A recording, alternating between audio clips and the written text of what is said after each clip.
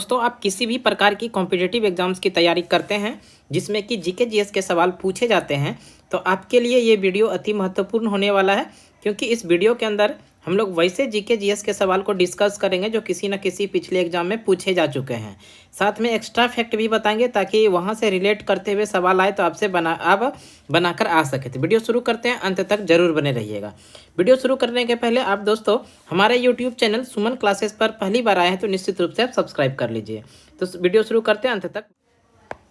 सवाल है, भारतीय राष्ट्रीय कांग्रेस के किस अधिवेशन में सुभाष चंद्र बोस ने अध्यक्ष पद से इस्तीफा दिया था? बेहतरीन सवाल है। भारतीय राष्ट्रीय कांग्रेस के किस अधिवेशन में सुभाष चंद्र बोस ने अध्यक्ष पद से इस्तीफा दे दिया था? सबसे पहले हम लोग जान लेते हैं भारतीय राष्ट्रीय कांग्रेस का 1938 का हरिपुरा अधिवेशन। भारतीय राष्ट्रीय कांग्रेस का 1938 का अधिवेशन हुआ था और ये अधिवेशन कहाँ पर हुआ था? हरिपुरा में। और इसकी अध्यक्षता जो किया था वो सुभाष चंद्र बोस ने किया था। और इस अधिवेशन में सुभाष चंद्र बोस निर्विरोध चुने गए थे। याद रखिएगा, निर्विरोध इसमें चुने गए थे। और इसी के बाद 1939 ईस्वी में त्रिपुरी अधिवेशन हुआ था। त्रिपुरी कहाँ पर है? मध्य प्रदेश के अंदर त्रिपुरी है, मध्य प्रदेश में, 1939 में।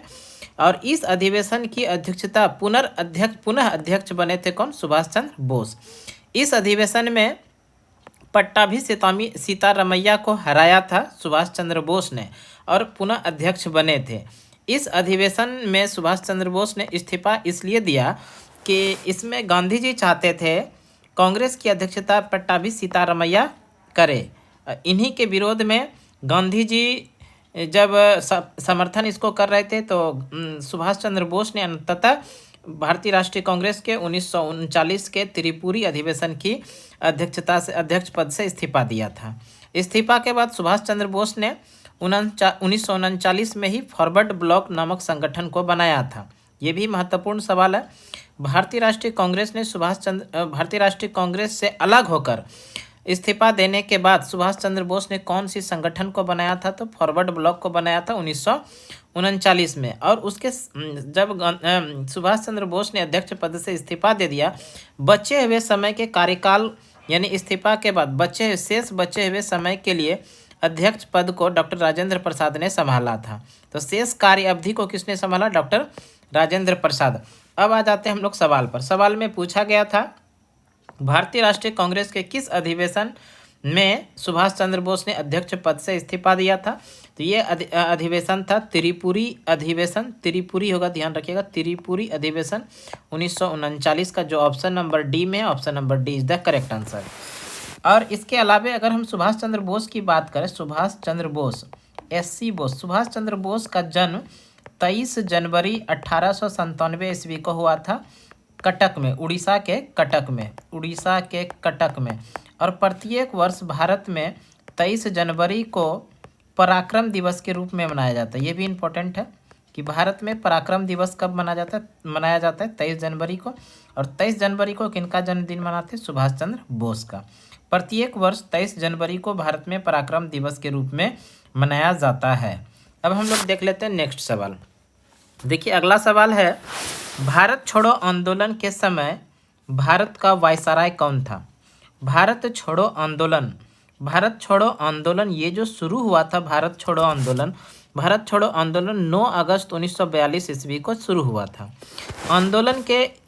भारत छोड़ो आंदोलन शुरू होने के एक दिन पहले यानी 8 अगस्त 1942 ईस्वी को मुंबई के ग्वालियर टैंक मैदान से गांधी जी ने भाषण दिया था। 8 अगस्त 1942 ईस्वी को गांधी ने ग्वालियर टैंक मैदान से भाषण दिया था और उसी समय करो या मरो का नारा भी दिया था। और फाइनली 9 अगस्त 1942 ईस्वी को भारत छोड़ो आंदोलन शुरू हुआ था।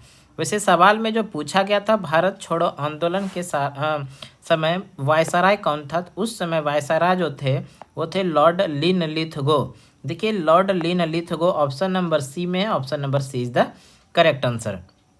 नेक्स्ट सवाल है, ऑपरेशन जीरो आवर का संबंध डैश आंदोलन से? बेहतरीन सवाल है। ऑपरेशन जीरो आवर 8 अगस्त 1942, जैसे कि अभी भारत छोड़ो आंदोलन को हम लोग पढ़े, 8 अगस्त 1942 1942 को जब गांधी जी ने ग्वालियर टैंक मैदान से अपना भाषण दिया था, उस भाषण के बाद रात्रि में 12 बजे ऑपरेशन जीरो आवर अंग्रेज सिपाहियों के द्वारा चलाया गया, operation zero hour.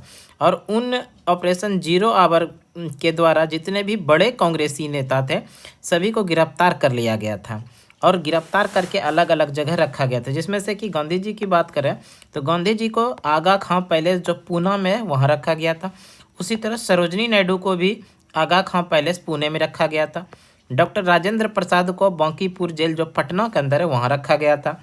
Jayaprakash Narayan को हजारीबाग जेल में रखा गया था। और यहाँ से सवाल पूछा भी गया था कि भारत छोड़ो आंदोलन के दरमियान जयप्रकाश नारायण को गिरफ्तार करके कहाँ रखा था? हजारीबाग जेल में। दूसरा, जवाहरलाल नेहरू को जो गिरफ्तार किया था उसको अहमदनगर फोर्ट जेल में रखा था। अब आ जाते हैं हम लोग सवाल पर। ऑपरेशन जीरो आवर का संबंध डैश आंदोलन से है? ऑपरेशन जीरो आवर का संबंध है भारत छोड़ो आंदोलन से, जो ऑप्शन नंबर बी में है। Option number B is the correct answer. Next सवाल में है, भारत में निर्वाचन आयोग की स्थापना किस वर्ष की गई थी? भारत में निर्वाचन आयोग की स्थापना जो की गई थी वो की गई थी 25 जनवरी 1950 को। 25 जनवरी 1950 को भारत में स्थापना किया गया था निर्वाचन आयोग का। निर्वाचन आयोग का हेडक्वार्टर कहाँ पर है? हेडक्वार्टर है नई दिल्ली में। हेडक्वार्टर है नई दिल्ली में। 25 जनवरी को भारत में प्रत्येक वर्ष मनाया जाता है मतदाता दिवस। मतदाता दिवस ये भी याद रखिएगा। भारत में मतदाता दिवस कब मनाया जाता है? 25 जनवरी को। और वर्तमान समय में भारत के मुख्य निर्वाचन आयुक्त कौन? 25 जनवरी को प्रत्येक वर्ष क्या मनाया जाता है? मतदाता दिवस। और अगर हम लोग बात कर लें कि वर्तमान समय में मुख्य निर्वाचन आयुक्त कौन है? मुख्य निर्वाचन आयुक्त है राजीव कुमार। अभी वर्तमान में मुख्य निर्वाचन आयुक्त कौन है? राजीव कुमार। जबकि पहले निर्वाचन आयुक्त कौन थे? ये भी याद रखिएगा। पहले निर्वाचन आयुक्त जो थे वो सुकुमार सेन थे। सुकुमार सेन। और पहली महिला निर्वाचन आयोग के मुख्य निर्वाचन आयुक्त रमा देवी थी। याद रखिएगा, रमा देवी। निर्वाचन आयोग की पहली महिला मुख्य निर्वाचन आयुक्त कौन?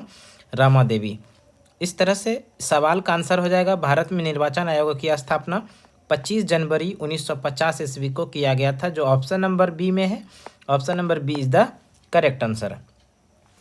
नेक्स्ट सवाल है 23 मार्च 1931 को इनमें से किस क्रांतिकारी को फांसी की सजा नहीं दी गई थी? इनमें से कौन सी क्रांतिकारी है जिनको कि 23 मार्च 1931 को फांसी की सजा नहीं दी गई थी? भगत सिंह को दी गई थी, राजगुरु को दी गई थी, सुखदेव को दिया गया था। दिया किसको नहीं गया था? लाला लाजपत राय, जो ऑप्शन नंबर ए में है। Option number A is the correct answer. Bharat में 23 मार्च को प्रत्येक वर्ष मनाया जाता है शहीदी दिवस। याद रखिएगा, शहीदी दिवस कब मनाया जाता है? शहीदी दिवस ये मनाया जाता है 23 मार्च को। 23 मार्च को प्रत्येक वर्ष शहीदी दिवस मनाया जाता है। और एक शहीद दिवस जो मनाया जाता है वो 30 जनवरी को मनाया जाता है। 30 जनवरी को जो शहीद दिवस मनाया जाता है वो गांधी जी का पुण्यतिथि, गांधी जी का जो पुण्यतिथि है वो मनाया जाता है प्रत्येक वर्ष 30 जनवरी को। और इस दिन भी शहीद दिवस मनाया जाता है। इस दिन भी शहीद दिवस मनाया जाता है, ये भी याद रखेंगे, शहीद दिवस। अब नेक्स्ट सवाल देखते हैं। उसके पहले हम लोग कुछ डिटेल पढ़ लेते हैं शहीद दिवस से संबंधित, और सुखदेव, राजगुरु और उनको जो फांसी की सजा दी गई। तो सबसे पहले पढ़ते हैं लाहौर षड्यंत्र केस। लाहौर षड्यंत्र केस जो हुआ था इसको हिंदुस्तान सोशलिस्ट रिपब्लिकन एसोसिएशन के संगठन ने अंजाम दिया था। किस वर्ष? 1928 में। और इसमें जो प्रमुख क्रांतिकारी शामिल थे, भगत सिंह थे, राजगुरु थे, सुखदेव थे और जयगोपाल थे। इन सभी साथियों ने मिलकर, जो HSRA संगठन के सदस्य थे, इन सभी ने मिलकर लाहौर षड्यंत्र केस को अंजाम दिया था। कब हुआ था लाहौर षड्यंत्र केस? 1928 में हुआ था। इसके बाद जो है सेंट्रल लेजिस्लेटिव असेंबली बम कांड, यानी इसी को हम कह सकते हैं केंद्रीय विधानसभा बम कांड जो हुआ था वो 1929 में बटुकेश्वर दत्त और भगत सिंह के द्वारा केंद्रीय विधानसभा में बम फेंका गया था। इसका मुख्य कारण जो था वो कारण था पब्लिक सेफ्टी बिल, यानी लोक सुरक्षा विधेयक के विरोध में। और इसी समय नारा दिया गया था इनकलाब जिंदाबाद। तो ये कुछ एक्स्ट्रा फैक्ट हो गया। इसके अलावा देखते हैं नेक्स्ट सवाल। अगला क्वेश्चन है, गांधी अंबेडकर समझौता किस वर्ष हुआ था? गांधी अंबेडकर जो समझौता हुआ था वो हुआ था 24 सितंबर 1932 को। 24 सितंबर 1932 ऑप्शन नंबर सी में, option number C is the correct answer. अगर हम लोग बात कर लें, इस समय गांधी जी यरवदा जेल में थे। 1932 में गांधी जी यरवदा जेल में थे और इस गांधी जी के प्रतिनिधित्व के रूप में इनका प्रतिनिधि जो थे वो पंडित मदन मोहन मालवीय थे। पंडित मदन मोहन मालवीय गांधी के प्रतिनिधि के रूप में थे और गांधी और भीमराव अंबेडकर के बीच में एक समझौता हुआ था जिसको कि हम लोग पूना समझौता के नाम से जानते हैं। पूना समझौता किस नाम से जानते हैं? पूना समझौता। और यहीं पर विशेष रूप से पिछड़ी जातियों से संबंधित ये वार्ता हुआ था। इसी समझौते के बाद गांधी ने एक पत्रिका निकाला था जिसका नाम है हरिजन। हरिजन नामक पत्रिका का प्रकाशन गांधी ने करवाया था। किस समझौते के बाद? पूना समझौता के बाद। पूना समझौता हुआ कब था? 24 सितंबर 1932 को गांधी और अंबेडकर के बीच में। गांधी इस समय जेल के अंदर थे तो इनके प्रतिनिधि के रूप में पंडित मदन मोहन मालवीय का हस्ताक्षर हुआ था। तो इस तरह से हम लोगों ने आज जीके के कुछ महत्वपूर्ण सवाल पढ़े जो कि किसी न किसी एग्जाम में निश्चित रूप से पूछे गए थे। तो इस तरह से लगातार वीडियो पाने के लिए हमारे यूट्यूब चैनल सुमन क्लासेस पर आप निश्चित रूप से जुड़े रहिए और नया वीडियो पाने के लिए आप हमारे यूट्यूब चैनल को निश्चित रूप से आप सब्सक्राइब कर लीजिए और एक अच्छा सा कमेंट बॉक्स में ज़रूर कीजिए। तो आज के क्लास के लिए इतना ही। अगले क्लास में फिर से अगले दिन मिलते हैं, तब तक के लिए धन्यवाद। जय हिंद।